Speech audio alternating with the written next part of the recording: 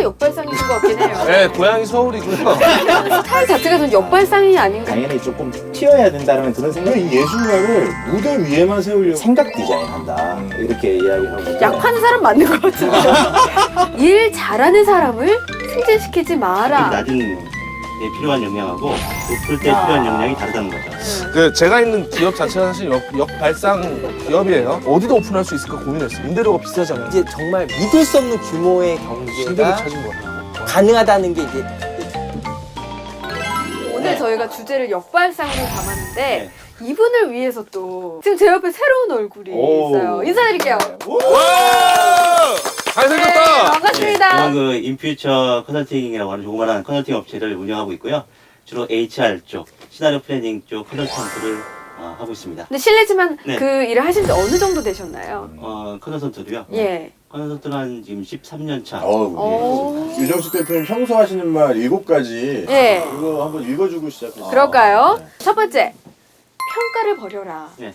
왜 평가를 버려야 할지 들어보겠고요. 두 번째, 일 잘하는 사람을 승진시키지 마라.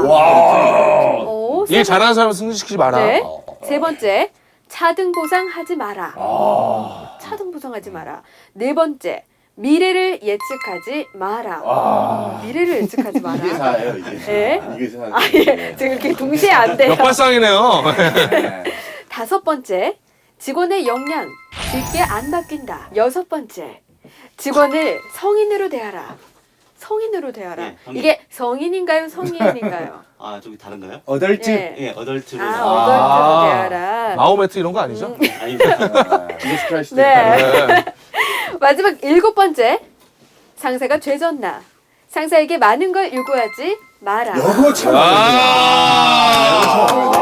그래서 아유. 역발상 화두입니다 하고 올려주셨는데요. 상사에게 많은 걸 왜 요구하지 말라고 하는지 저도 궁금해집니다. 그러면 첫 번째, 평가를 버려라. 예. 평가해야 되지 않아요? 직원 평가? 평가를 안 하면 누가 잘했는지 누가 못했는지 정확하면 모르잖아요. 평가 제도를 버리라는 네, 얘기죠. 평가제도 자체를 완전히 버려라. 네. 평가제도의 목적이 뭐죠? 평가의 목적이? 회사가 잘 되고 네. 이 사람을 평가해서 승진시키려고? 보상하기 위해. 차등을 두기 위해. 예. 근데 대부분 이제 이 평가의 목적 다 물어보면요. 많은 사람들이 이제 이상적인 얘기합니다. 직원들 동기부여해가지고 역량 키워주고 이래서 이제 성과로 이어지게 한다 이렇게 말하는데 결국 따지고 보면 평가를 어떻게 된다 말씀드리면 그러면 직원들한테 어떻게 돈을 주느냐, 그렇죠? 어떻게 승진시키느냐. 결국 평가의 목적은 오로지 보상과 승진을 위한. 평가를 안 하면 오히려 회사 입장에서 좋나요? 결과적으로? 저는 이제 좋다고 봅니다. 왜냐하면 직원들이 그로 인해 받는 스트레스가 없어지기 때문에 오히려 업무 자체에 집중할 수 있다는 거예요. 평가로 인해서 직원들을 통제하면 오히려 그런 나쁜 짓을 유발할 수 있다라고 저는 아니, 평가 없으니까 놀자, 사우나 가자, 막 이러면 어떡해요? 그러니까. 그런 사람은 분명히 있죠. 네. 하지만 그런 사람들은 동료들이 가만두지 않죠. 저런 사우나 자식 뭐 이렇게. 그렇네. 그러니까 상사가 평가하지 않아도 네. 스스로 정화된다는 예, 거잖아요. 피어 프레셔. 이건 마치 시험을 보는데 감독관이 없었던 그런 학교와 비슷하네요. 네, 그렇죠. 어. 그래서 평가제도 저 새끼가 커닝했어. 쫄러야 돼요. 그거 같은데? 그렇게 말해놓고 그렇게 뿌듯한 표정이 저 간만에 보는 거. 일단 네, 두 전체 번째. 스케치 한번 좀 보죠. 네. 예. 일 잘하는 사람을 당연히 승진시켜야지. 이거 세다 이거. 네. 승진시키지 마라고 네. 하셨는데. 아마 승진을 갖다가 보상의 한 가지 차원으로 그쵸? 생각하세요. 예. 그 자리에 올라가야만 연봉도 오르고. 아, 근데 여기서 잠깐 진짜 네. 죄송합니다만 지금 이 제도를 네. 실제 컨설턴트에 적용시키고 있으신가요? 그렇게 많이 해요. 저는 이제 계속 말을 하고 있는데 물론 저항에 부딪히고 있죠. 아, 부딪히고 있죠? 네. 네, 바로 말 안 들을 것 같아서. 네. 그래서 저는 이제 이해를 시키고 이제 그 근거를 가지고 이야기를 하려고 노력을 하는데 말을 안 들어서 좀 이제 일단 승진을 왜 시키면 안 돼요? 네. 네. 예. 일단 그 일 잘하는 사람은 그 위치에서 그 직급에서 가장 일을 잘하는 거거든요. 그쵸? 근데 우리가 이제 직급이 낮은 때 필요한 역량하고 높을 때 필요한 역량이 다르다는 거죠. 그렇죠? 다르기 때문에 일 잘한 친구들은 그 직급에서 잘하는 거지 그 윗직급에 가서 잘한다고 보장할 수 없는 거죠. 예. 일을 못 할 수도 없고 아니 잘할 수도 조금 없고. 더 이제 좀 부연 설명을 하자면 그러니까 이제 그 전문 역량 테크니컬 스킬이라고 하는 게 제일 하단에 있는 사람이 필요한 거고 중간에 휴먼 스킬이라고 해서 사람을 잘 관리하는 거고 맨 위에 있는 게 이제 퍼스펙티브한 관점을 가지고 있는 거. 그러니까 최고의 퍼스펙티브? 그러니까 미래를 준비할 수 있는 능력. 그래서 이제 테크니컬 스킬이 높다고 해서 휴먼 스킬이 높은 건 지혜는 아니고 또 다른 네. 부분이죠. 또 휴먼 스킬이 높다고 해서 퍼스펙티브한 그런 관점이 높지 않다는 그런 의견이 네, 있는 그렇죠. 것 같습니다. 예. 그러니까 보상이라는 것은 승진 안에도 당연히 있어야 된다라는 네. 전제를 깔아야 될 것 같아요. 예, 그렇죠. 그죠? 예. 물론 그 위치에서 계속 뭐 역량이 더 향상되고 그다음에 더 성과를 높이면 일단은 보상이 있어야겠죠. 하지만 그게 승진으로 이루어져서는 안 된다는 거죠. 이것도 앞에 얘기랑 똑같은데 네. 승진 때문에 스트레스 받는 사람이 훨씬 많잖아요. 예. 그렇죠. 못하는 사람이 더 많으니까 그쵸. 승진을. 다음번 한번 근데 차등 보상하지 말라는 거는 차등 보상이라는 게 어떤 거예요? 그러니까 일 잘하는 사람, 그러니까 평가를 잘 받는 사람 많이 주고 평가 못 받는 사람 적게 주고. 그러면 뭐 못 받은 사람이랑 똑같이 줘요? 아니 그러니까 이제 보통 기업에서는 이제 임금 상승 총액을 정하고 그레이드를 뭐 4단계 정도로 나눠가지고 상승 임금 상승 폭을 달리 줘요. 네. 네. 이렇게 정규 분포를 이렇게 정규 그리죠. 분포를 그래가지고 그런데 어떻게 하라는 거죠? 네, 차등 보상 없애고 저는 다 똑같이 줘라. 왜요? 왜요? 똑같이? 그러면 보람이 혹시 없잖아요. 그 이유가 팀워크 때문인가요? 여러 가지 이유가 있는데요. 예. 첫 번째는 겁니다. 이제 근데 실제로 이걸 지킨 회사가 있었나요? 요즘에 제가 그 알기로는 연봉제, 그러니까 차등 보상 형식의 연봉제에서 호봉제로 돌아가는 데다가 종종 발생합니다. 그러니까 우리가 한번 생각해 보세요. 이제 우리가 채용을 할 때 아마 채용 능력이 뭐 괜찮으면 그래도 중간 이상의 사람을 뽑았을 거예요. 제가 보기에 많은 직원들은요, 역량의 어떤 그 항목별로 높고 낮음의 차이는 있어요. 하지만 전반적으로 다 비슷합니다. 예, 비슷하고 어쩌다가 잘못 본 사람이 있는 거예요. 그 다음에 그 중에서 스타 한두 명이 있는 겁니다. 맞아요. 가운데는 통이고 이렇게 있다. 예, 이게 정규 분포를 그릴 게 아니라는 거죠. 근데 사장이시라면 그 네. 스타를 잡기 위해서 그 스타를 좀 챙겨줘야 되는 거 아니에요? 그렇죠. 그러면 굳이 평가를 하지 않아도 눈에 보이는 그냥 보이죠. 그럼 뒤로 주는 거예요? 아 목욕 카페? 이거 그거? 그 방법은 여러 가지가 있겠지만 축하해주는 분에게 그 스타 직원을 뽑아서 축하해주고 공개적으로 그렇지 않고 그 직원한테만 따로 보상하는 방법도 있고 예. 맞는 말씀이세요. 예, 그래서 아마 이제 기업체를 운영하셨으면 아실 겁니다. 그냥 일 잘하는 직원을 그냥 평가하지 않아도 눈에 그냥 보여요. 아. 다 알아, 다 알아. 다 알아요. 누가 잘하는지 알아. 예, 아. 평가 구제가지고 스스로 할 알아. 필요 없다는 거죠. 다음 미래를 예측하지 마라. 지금 미래 예측하려고 네, 미래를 예측할 수 없기 때문에 계획을 세워라. 그러는 라는 건데? 이야기를 제가 평소 하고 있었는데. 예측하지 말라고요?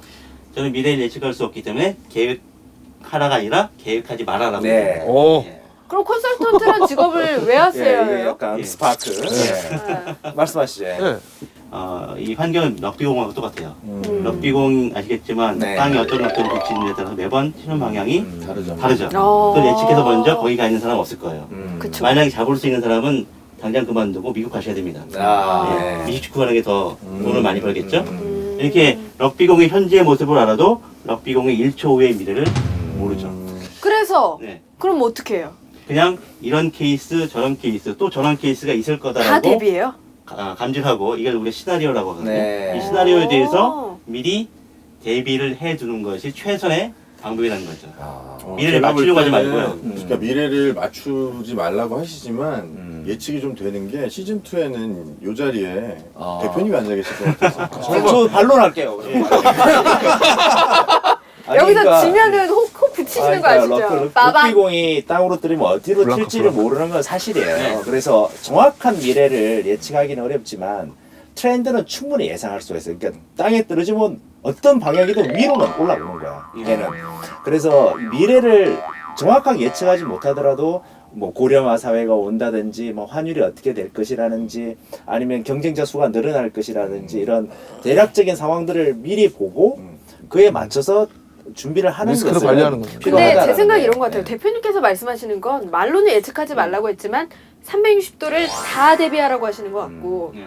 좀 효율적으로 그러니까 한 어느 정도는 예상할 수 개만은 있다는 해라 거죠. 이건 것 같은데 전혀 미래를 그 이제 생각하지 않고 뭐 이게 준비하지 말라는 뜻은 아니니까 예, 다 준비해야 되는 다 해야 뜻이니까. 된다. 저 같은 경우는 비슷한 이야기네요. 그러니까 예. 미래를 예측하기보다도 대비하는 것이 더 중요하다. 예측이 아닌 대비. 대비해라. 예측이 아닌 네. 대비다라는 대비가 뜻이었죠. 중요하다. 제 말이 그 말이었어요. 예, 그 말이네요. 예. 상황은 낙관하되 준비는 비관적으로 해라.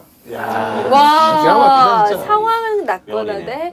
준비는 비관적. 현실은 굉장히 비관적으로 계획을 세우고 치열하게. 준비해야 예. 그래야 미래가 행복해진다. 근데 정부기관 중에서 가장 예측을 잘하는 데가 어딘지 아세요? 어디예요? 기상청. 아, 기상청 10번 얘기해서 9번 정도 맞춰요. 맞아요. 오늘도 눈 온다고 그랬는데 왔잖아요. 네, 눈 그렇죠. 온다고 근데 왔잖아. 틀리는 하나. 한 번의 케이스가 머리에 그냥 각인되기 때문에 심리적인 거. 근데 기상청 놀라죠. 운동회 할 때도 비 왔다고 하죠. 그렇죠. 기상청 운동했는데 비 왔대요. 이런 식으로. 다음 분 할까요? 이거 참 궁금해요. 직원을 성인으로 대하라. 어덜트. 아니 성인으로 안 대하는 곳이 있어요? 평가 안 하면 직원들이 놀까봐. 음. 그렇죠?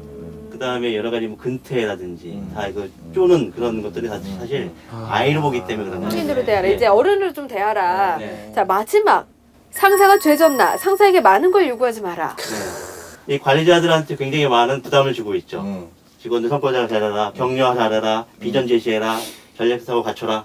관리자가 뭐 죄졌습니까? 관리자가 됐다고 해서 그걸 다 잘할 수 있을까요? 그렇게 만약에 잘하는 사람이 있으면 그 회사에서 내보내야 돼요. 사회를 위해서 좀 더 큰 그렇죠, 그렇죠. 일을 하라고 그렇죠. 내줘야 됩니다. 그렇죠. 예. 그런 솔직히 말해서 그런 관리자 없고요. 그런 관리자 될 수 없습니다. 예, 직원들도 그 다음에 경영자도 이 관리자가 많은 것을 할 수 있다라고 믿지 말고요. 할 수 있는 것과 할 수 없는 게 있다라고 분명히 인지를 하셔야 됩니다. 포기할 건 포기하셔야 돼요. 그러니까 직원의 선한 의지를 믿어야 한다는 거거든요. 그러니까 이제 일단 못 믿고 불안하니까 통제하고 쪼고 관리하고 이렇게 하려고 하는 거고, 그럴수록 이제 우리는 더 악순환의 골로 간다는 거고, 그걸 다 끊고 보상도 똑같이 하고 평가도 하지 않고 직원의 잘하려는 자기 의지를 믿고 역량은 변하지 않으니까, 이런 관점으로 놓고 보면 장기적으로 훨씬 도움될 거라는 말씀처럼 느꼈거든요. 네, 근데 그렇죠. 저는 정말 이제 한 200% 동의할 수 있다고 생각해요.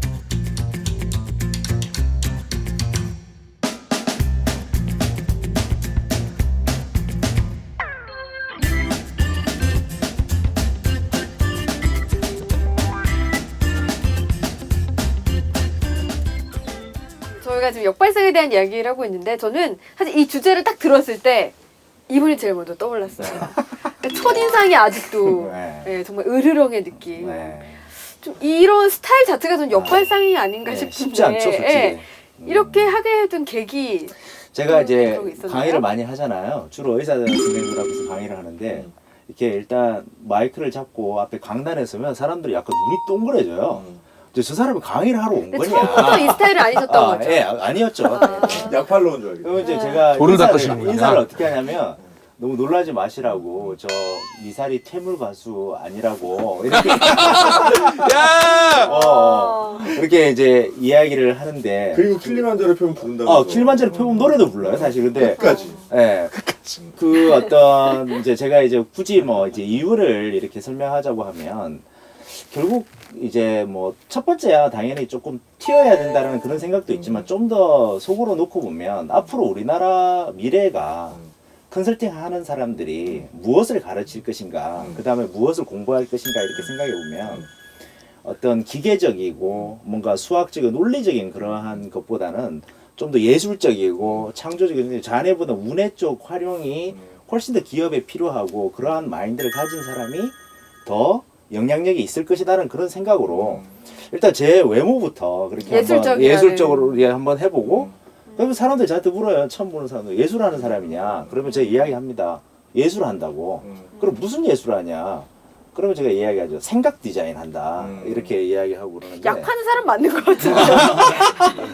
그런데 이제 처음에 이렇게 조금 반감이 있어서 그렇지, 익숙해지면 다들 굉장히 뭐 네. 예전에 이제 결혼해서 첫 신혼집에서 항상 문 열고 나오면, 예, 그때는 버튼 키가 아니었거든요. 열쇠. 열쇠로 문 잠그고 턱턱턱 네. 두 번 확인해 보고, 그리고 엘리베이터 버튼을 누르죠. 네. 예. 그렇게 그렇게 뭐 몇 개월 거의 뭐 이렇게 아무 문제 없이 이렇게 살았을 거 아니에요. 근데 어느 날 생각 팍 깨닫는 거예요. 내가 지금 왜 뭘 하고 있는 거지? 출근을 하는 거잖아요. 출근은 회사에 먼저 가는 게 중요한 거잖아요. 그러니까 엘리베이터를 갑자기 이제 관점이 확 달라지는 거죠. 일단 집 밖으로 나오면 웬만하면 엘리베이터가 앞에 서 있을 리가 만무하잖아요. 예. 일단 위에 있던 아래에 있던 나와서 엘리베이터를 먼저 누르고 뒤돌아서서 열쇠를 잠궈도 시간이 충분한 거죠. 맞아. 이게 아주 그냥 간단한 일인데 지금 왜 나왔는지를 생각하게 되면 나와서 엘리베이터 버튼을 먼저 누르고 그 시간 동안 열쇠를 잠그는 것이 더 합리적이겠구나라는 걸 깨닫게 되는 거죠. 예술이 배고프다는 생각이 지배적이잖아요. 그쵸, 예술은 편견이 배고프다. 있죠. 예.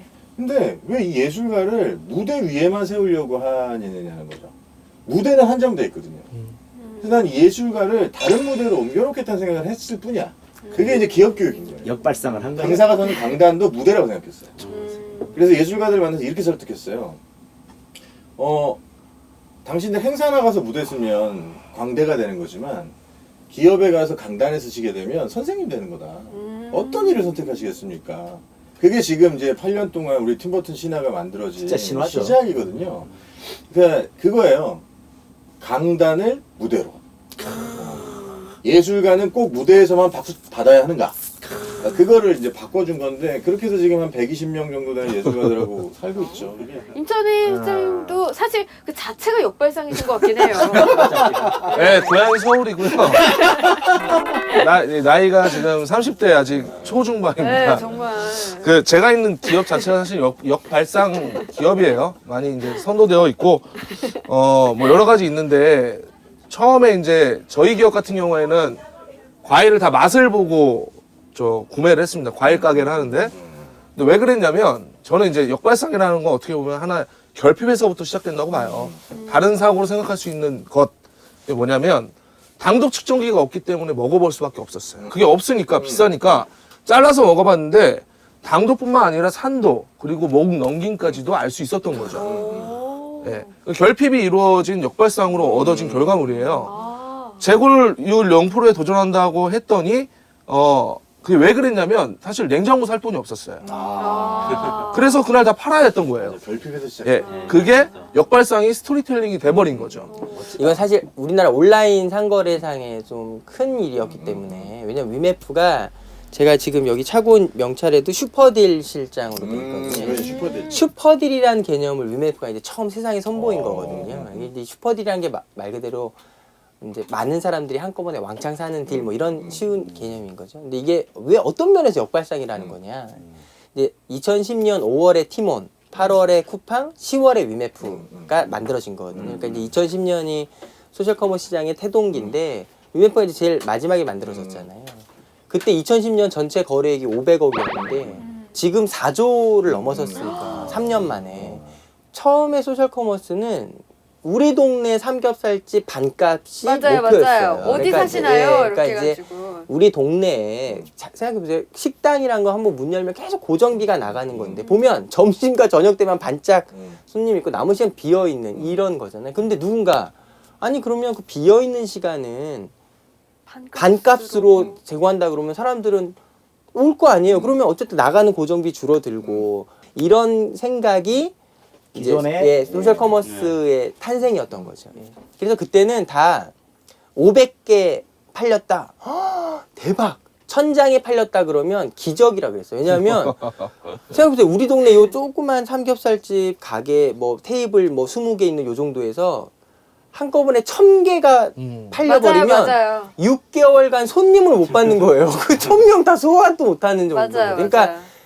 말 그대로 시장이 1000개 판매가 맥스인 시장으로 다 인식하고 있었던 거였거든요. 저는 세 가지 지점을 공통으로 충족하면 무조건 성공한다고 확신했었거든요. 세 가지가 뭐냐? 첫 번째, 사랑하는 자녀가 있으면, 자식이 있으면 무조건 사는 딜. 두 번째, 지금 사랑하는 연인이 있으면, 그렇지. 뭐 애인이 있으면 무조건 산다. 세 번째가 중요한데 한꺼번에 왕창 와도 문제가 없어야 되는 거예요. 그렇지. 왕창 와도. 왕창 와도 몰려도. AS나 이런 예. 이 세 가지를 충족시키는 대한민국의 딱 하나. 거의 유일한 딜이 하나 있어요. 뭐죠? 그게 뭐였냐면 놀이공원. 에버랜드 자유이용권이었어요. 38,000원 자유이용권을 저희가 그날 딱 하루만 14,900원에 팔았거든요. 64% 할인인 거예요. 10만 장 파셨죠? 그러니까 그때 제가 이제 결과를 스포일러가 아니 근데 10만 장을 나도 샀단 말이야. 10만 장을 완판한다고 제가 얘기했는데 그때 진짜 저희 이제 회사 40명 창립 멤버였는데 39명이 다 반대했어요. 말이 안 된다고. 사이트가 오픈하는 날 누가 와서 10만 명이나 와서 그걸 구매를 하냐. 그것도 하루 만에. 왜냐하면 또 그 G마켓에서 자유이용권이 뭐 반값 정도 할인이었는데 12,000장 판매가 최고였거든요. G마켓이 그 정도인데 무슨 듣보잡 사이트가 그날 오픈하는 날 10만 장을 하루 만에 안 판다는 거 이건 미친 짓이다 이래서 다 반대했었죠. 10월 8일이 딱 0시가 이제 12시 딱 되는 순간부터 정확히 23시간 57분 만에 10만 장이 완판이 딱 된 거예요. 근데 이제 중요한 건 뭐가 의미가 있는 거냐면 내가 주장했다는 게 지금 우선 아니야. 그러니까 많이 얘기해. 소셜 커머스라는 것은 다 그냥 그 정도 시장 500개 1000장 팔리면 천장 팔던 요만한 시장 많이 되는 거라고 생각했던 그때 하루에 10만 장이 능이 가능하다는 걸 증명해낸 거거든요. 그런 이제 정말 믿을 수 없는 규모의 신대를 경제가 찾은 것 같아요. 가능하다는 게 이제 그때 증명이 됐다. 박수 한번 쳐주시죠. UF의 아버지. 근데 그때 에버랜드 그렇게 10만 장 팔렸잖아요. 보상 받으셨나요? 지금의 자부심이 보상이죠. 여기 사장님, 메이프 사장님 평가를 안 하셨나 봐요. 유진이는 평가하지 마세요. 그냥 요 직책 그대로 돈만 많이 주시죠.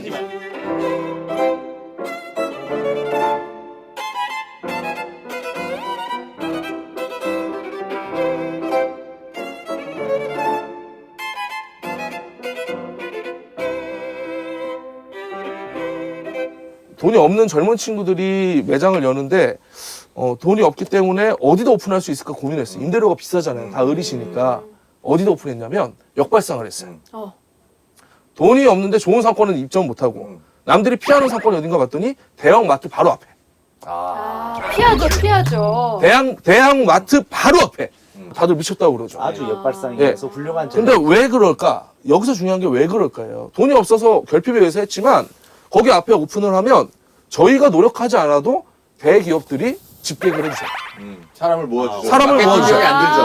네, 마케팅 비용을 안 써도 그분들이 모아주시면 저희는 그 자리에서 본질적으로 우리 과일에 대한 것, 장사에 대한 것만 열심히 하면 나머지가 다 커버가 돼요. 맞아요. 상당히 훌륭한 역발상 사례고 저도 병원 쪽 입지 컨설팅을 이렇게 한 번씩 하게 되면 꼭 병원들이 많이 모여 있는 곳으로 가서 다르게 해라. 이렇게 그리고 그 마트에 가신 분들이 뭐 세제도 사고 기저귀도 사고 해야 되잖아요. 저희한테는 없으니까 그래서 저희가 역으로 생각을 했죠. 역발상을 했죠. 매장에다 포스터를 걸었어요. 어머님, 저희 매장에 없는 것은 저희가 앞에 마트에서 사랑해드렸습니다. 그러니까 손님들이 전화로는 그 마트랑 똑같이 보시는 거예요. 그래서 총각 오늘 맛있는 과일하고 야채 싱싱한 거 이거 하고 근데 기저귀하고 물하고 세제 좀 사다 줘. 그러면 저희 총각들이 가서 사다가 그러니까 심부름처럼 해주는 거죠. 와. 매장이 앞으로 가면 갈수록 더 작아집니다. 대단하네 진짜. 재밌어요. 우리나라 갈비집 진짜 많죠. 예, 갈비집 중에 홍능갈비라는 가게가 있어요. 들어봤어요. 예, 홍능갈비라는 가게 지금도 아주 유명한 가게인데요. 그러니까 거의 국가대표 갈비집 정도 오. 수준이죠. 근데 이 가게가 그렇게 국가대표급으로 유명해진 걸 만든 뜻밖의 계기가 있는데 그 이제 그 당시 홍능갈비 사장님의 의지였거든요.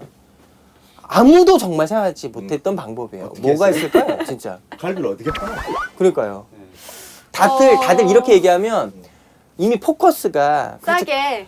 그렇죠. 갈비를 싸게 더 맛있게 뭐 다 저울에 요렇게 다 나 요렇게. 생각났어 하나. 저울에다가 팔았죠. 나 그거 냉면을 무료로 준다. 네, 그러니까 다 요렇게 이제 생각을 해요. 다 이렇게. 근데 진짜 깜짝 놀랄 방법이었어요. 그날 다 못 팔 것 같으면 그냥 주기. 아니요, 그게 아니고 홍능갈비 사장님이 가게 그 들어가는 입구에 커다란 수족관을 만들어요. 커다란 수족관을. 수족관에 뭘 갖다 놨을까요? 뭐냐고 그냥 얘기해. 물고기. 악어를. 악어 한 마리를 갖다 놔요. 그거 가게집 보러 온 앞에. 그러면서 그 악어 그 손님들이 이제 막 몰릴 때 있잖아요. 악어에게 생고기를 던져줘요. 그럼 악어가 턱턱 먹죠. 사람들이 그 각인이 평생 가는 거예요. 그러니까 홍릉 갈비집보다 생고기 먹는 악어가 훨씬 더 유명해진 정도로 그러니까 타의 추종을 불허하는 갈비집의 상징을 만들어낸 거예요. 인식 전환이구나. 완전 그러니까 뭐냐면 그 어떤 갈비집보다 사람들은 알아? 악어 이퀄 홍릉갈비 이퀄 국가대표 갈비집 이렇게 되는 거죠. 그런데 여기서 의문이 한 가지 생깁니다. 왜 지금 갈비 사장님들은 악어를 안 키우는 걸까요? 지금도 악어를 키우면 성공할 수 아마 있습니다. 악어가 이 출입국 관리사에서 통과가 안 된 거예요. 아마. 네. 저희 매장에서 까라합 때 원숭이 데리고 한 적이 있어요. 진짜 있어요. 잘 됐나요? 잘 됐죠. 잘 근데 됐죠, 잘 됐죠. 왜 원숭이를 없앴냐면 저도 이제 저희 대표님한테 들은 얘기인데 이 새끼가 더 많이 먹어요. 팔아야 되는데 다 까먹고 있는 거야. 그래가지고 더 많이 처먹어서 뺐어 그거. 역시 오늘 역발상으로 이렇게 마무리해 주셔서 옆반사 실패다네. 자, 우리 소상공인 여러분 성공하려면 원숭이가 아니라 뭘 키워야 된다? 악어를 키워라. 마지막으로 이제 나에게 역발상이란 요걸로 한번 이야기 간단하게 마무리 해볼게요. 나에게 역발상이란 새로운 기회다. 근데 그 기회는 좀 결핍에서도 생길 수가 있고 뜻하지 않는 삶에서도 생길 수가 있으니 지나가기 전에 꼭 잡아야 된다라고 생각을 합니다.